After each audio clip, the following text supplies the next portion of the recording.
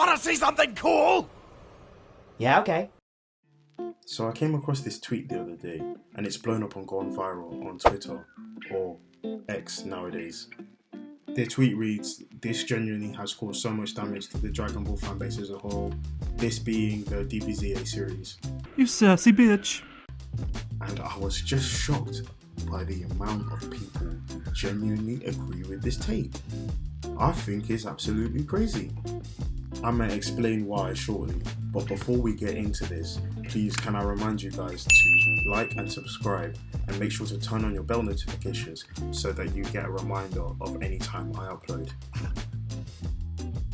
Alright, so for anybody who's been living under a rock for the past, 10 to 15 years, DBZA is a comedic parody of the original Dragon Ball Z series. The team, called Team 4 Star, is the group that created this series, and they founded their channel in 2008. The main guys in charge of creating this series were Scott Frakes, better known as Kaiser Neko, Nick Landis, also known as Ladipator, and Curtis Arnott, also known as Takahata 101. The main argument to come from all of this is that these guys were able to profit off the Dragon Ball series. As a huge fan of the show, if I'm looking at this completely objectively, yes, they did profit from it, but they did it indirectly. They gained an audience and a following from it, which has in turn made them money and has turned into other projects. It led them to create another of their popular series, which is the abridged version of the Hellsing Ultimate anime. They also have a gaming channel with Let's Plays and walkthroughs dedicated to Dragon Ball games. To say that Dragon Ball didn't help launch their respective brands would be a lie. However, to completely ignore the fact that they helped the Dragon Ball anime in a way that nobody else has been able to would be completely disingenuous. DBZA helped to keep Dragon Ball in the public consciousness during a time when, by all accounts, the Dragon Ball series was over.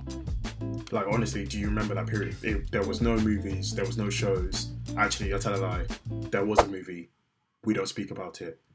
But one thing that we have to remember when discussing this topic is that DBZA, or Team 4 Star, never touted itself as a replacement for the original Dragon Ball anime.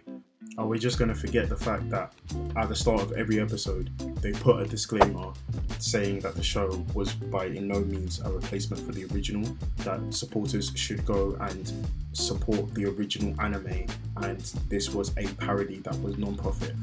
TFS did a lot to keep the fandom alive during that great drought of no Dragon Ball content. I believe, if anything, they also introduced a bunch of people to an anime they may never have seen before. I can speak on this personally because I put one of my boys on to Dragon Ball through this show. You know what, I think a lot of the criticism that comes for this show is because they don't like how they often found plot holes within the Dragon Ball series, and they joked about them. They made fun of them, they addressed them, and people don't like that. That's right. Cry. It's okay to admit Dragon Ball wasn't a perfect series. It's okay. There's no anime in this world that's a perfect series. AOT, my favourite anime of all time. The ending, let's just face it was a bit confusing. It wasn't that good. It's okay to admit these things about our favourite shows. It's not going to harm us. Yeah, if we make jokes about them, if there's memes about them, it's fine. There's no need to get all touchy-feely. I love DBZ and I love DBZA.